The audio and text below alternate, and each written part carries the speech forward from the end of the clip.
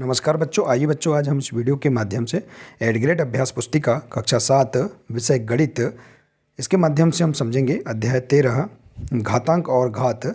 इसके अंतर्गत दिए गए सभी प्रश्नों के आंसर हम किस प्रकार से अपनी गणित की पाठ्यपुस्तकों से समझकर हम इसे हल कर सकते हैं, आइए आज हम इस वीडियो के माध्यम से समझेंगे। देखिए बच्चों, यदि आप इसी प्रकार से आगे के और भी अन्य सब्जेक्ट के इसी प्रकार से वीडियो देखना चाहते हैं तो आप हमारे इस चैनल पर बने रहिए। आप हमारे इस चैनल को सब्सक्राइब कर लें, बेल आइकन को प्रेस कर लें ताकि आने वाले सभी महत्वपूर्ण वीडियो आप तक पहुँचते रहेंगे।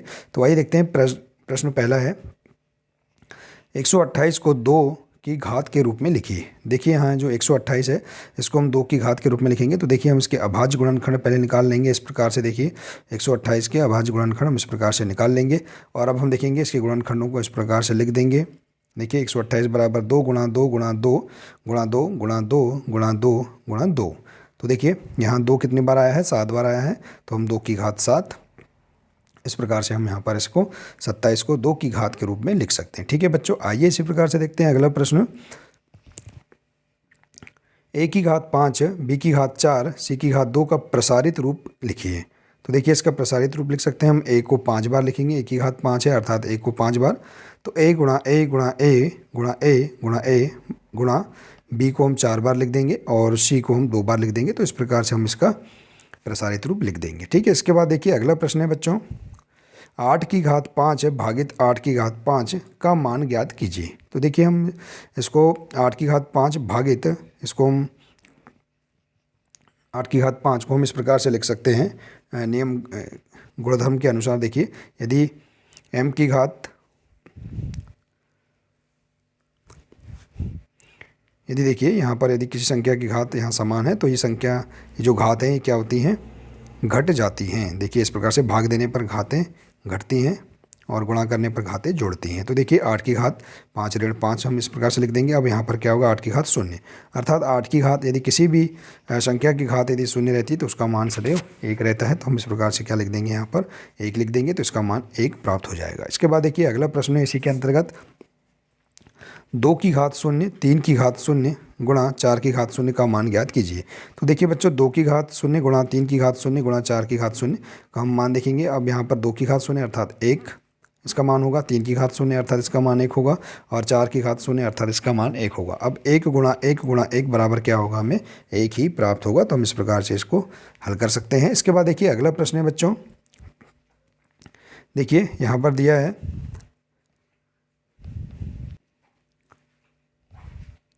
देखिए दिया है 40 लाख को मानक रूप में लिखिए। तो देखिए हम 40 लाख को हम मानक रूप में इस प्रकार से लिख सकते हैं। यहाँ पर देखिए 4 गुणा, यहाँ देखिए कितने शून्य हैं, यहाँ 6 शून्य हैं तो हम इसे 10 की घात 6 लिख सकते हैं। तो इस प्रकार से भी लिख सकते हैं हम 4.0 गुणा 10 की घात 6, ये इसका मानक रूप हो जाएगा। ठीक है, इसके बाद देखिए बच्चों अगला हम लिखेंगे प्रश्न, 3 की घात 3 और इस पूरे की घात 3 को सरल कीजिए और उत्तर के घातांकी रूप में लिखिए। तो देखिए 3 की घात 3, तो देखिए यहाँ पर क्या हो जाएगा, इसका घातों का गुणा हो जाएगा। तो 3 की घात 3 गुणा 3, तो इसे हम 3 की घात 9 लिख सकते हैं इस प्रकार से। इसके बाद देखिए अगला प्रश्न है, 3 की घात 2 गुणा 10 की घात 5 का मान ज्ञात कीजिए। तो देखिए 3 की घात 2 गुणा 10 की घात 5, तो देखिए 3 को हम 2 बार लिखेंगे और 10 को हम 5 बार लिखेंगे। अब हम इसे देखेंगे, यहाँ पर 3 तिया 9 और देखिए यहाँ पर 1 का हम यदि 5 बार भी गुणा करेंगे तो 1 प्राप्त होगा और कितने शून्य है, 5 शून्य, तो 5 शून्य लगा देंगे।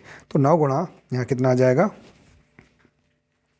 1 लाख, तो यहाँ कितना हो जाएगा, देखिए 9 लाख। ठीक है, इस प्रकार से इकाई, दहाई, सैकड़ा, हज़ार, 10,000 और लाख, तो 9 लाख, इस प्रकार से हमारे पास आंसर प्राप्त हो जाएगा। इसके बाद देखिए बच्चों अगला प्रश्न है, प्रश्न 6 है, 5 गुणा 7 इस पूरे की घात 3 को घातांकी रूप में व्यक्त कीजिए।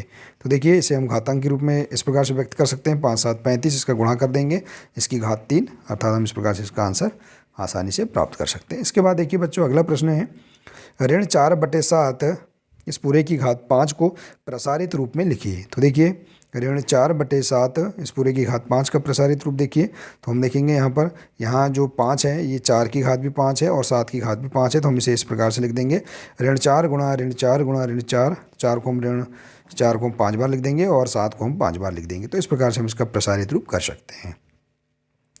इसके बाद देखिए बच्चों अगला प्रश्न है 4 गुणा 4 गुणा 4 के लिए आधार 2 लेते हुए इसे घातांक के रूप में लिखिए। तो देखिए बच्चों बहुत ही सरल है। हम यहाँ पर 2 को 2 गुणा 2 लिख सकते हैं, फिर यहाँ 4 को 2 गुणा 2 लिख सकते हैं, यहाँ 4 को फिर 2 गुणा 2 और इस 4 को भी हम 2 गुणा 2 लिख सकते हैं। तो अब देखिए 2 कितनी बार आ गया, 2 6 बार आया, तो 2 की घात हम 6 लिख देंगे। तो 2 आधार लेते हुए हम इसे घातांक के रूप में इस प्रकार से लिख सकते हैं। इसके बाद देखिए बच्चों अगला प्रश्न है 108 गुणा 192 को केवल अभाज्य गुणनखंडों की घातों के गुणनखंड के रूप में लिखिए। तो देखिए हम पहले 108 का हम अभाज्य गुणनखंड इस प्रकार से निकाल लेंगे और 192 का अभाज्य गुणनखंड हम इस प्रकार से निकाल लेंगे। ठीक है बच्चों, देखिए इस प्रकार से हम अभाज्य गुणनखंड दोनों के निकाल लेंगे। अब इसके बाद देखेंगे यहाँ 108 के गुणनखंड को लिख देंगे 2 गुणा 2 गुणा 3 गुणा 3 गुणा 3 बराबर हम लिख सकते हैं 2 कितनी बार है, 2 बार है, तो 2 की घात 2 गुणा 3 कितने बार है, 3 बार है, तो 3 की घात 3। अब देखिए 192 के अभाज्य गुणनखंड कौन कौन से हैं, 2 गुणा 2 गुणा 2 गुणा 2 गुणा 2 गुणा 3, तो 2 कितनी बार है, 6 बार है, तो 2 की घात 6 गुणा 3 है। ठीक है, तो अब हम इसे इस प्रकार से लिख सकते हैं 108 गुणा 192 बराबर क्या होगा, 2 की घात 2 गुणा 3 की घात 3 गुणा 2 की घात 6 गुणा 3। ठीक है, तो हम इसे इनकी गुणा करने पर घातें जुड़ जाएंगी। तो 2 की घात 2 और 2 की घात 6 बराबर 2 की घात 8 और यहाँ देखिए 2 की घात 3 और यहाँ 2 की घात 1 है, तो हम इसे जोड़ देंगे तो क्या आ जाएगा 3 की घात 4। ठीक है, तो इस प्रकार से हम यहाँ पर इन घातों को जोड़कर भी इनका आंसर इस प्रकार से हम इसे अभाज्य गुणनखंडों के रूप में इसे घातों के गुणनखंड के रूप में इस प्रकार से लिख सकते हैं। ठीक है बच्चों, आइए इसी प्रकार से देखते हैं। अगला प्रश्न है सरल कीजिए 2 गुणा 3 की घात 4 गुणा 2 की घात 5 बटे 9 गुणा 4 की घात 2। इसे हम सरल करेंगे देखिए इस प्रकार से। तो देखिए बच्चों यहाँ पर जो दिया है 2 गुणा 3 की घात 4 गुणा 2 की घात 5। अब हम देखिए 9 को हम इस प्रकार से लिख सकते हैं 3 गुणा 3 गुणा हम 4 को लिख सकते हैं 2 गुणा 2। ठीक है, देखिए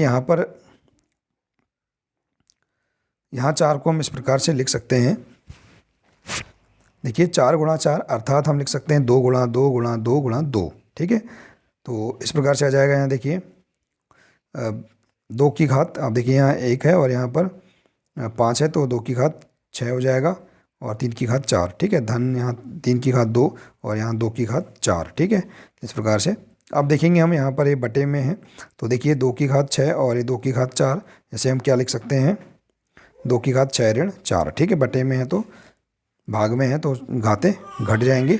इसी प्रकार से 3 की घात देखिए 4 ऋण 2 हो जाएगा, घात घटेगी भाग में, तो इस प्रकार से हम लिख सकते हैं 3 की घात 4 ऋण 2 गुणा 2 की घात 6 ऋण 4। अब हम घटा देंगे तो 3 की घात 2 गुणा 2 की घात 2। इस प्रकार से हमारे पास इस प्रश्न का आंसर आसानी से हम प्राप्त कर सकते हैं। तो देखिए बच्चों, हम इस प्रकार से बहुत ही सरल तरीके से इस अध्याय के अंतर्गत दिए गए सभी इन 10 प्रश्नों के आंसर हम अपनी पाठ्यपुस्तक से समझकर इस प्रकार से हम इसे हल कर सकते हैं और सभी प्रश्नों के आंसर हम आसानी से प्राप्त कर सकते हैं। तो बच्चों, आशा है कि आपको इस अध्याय के अंतर्गत दिए गए सभी प्रश्नों के आंसर आपको समझ में आ गए होंगे। बच्चों, आज के लिए सिर्फ इतना ही है, मिलते हैं इसी प्रकार से अगले वीडियो में। नमस्कार।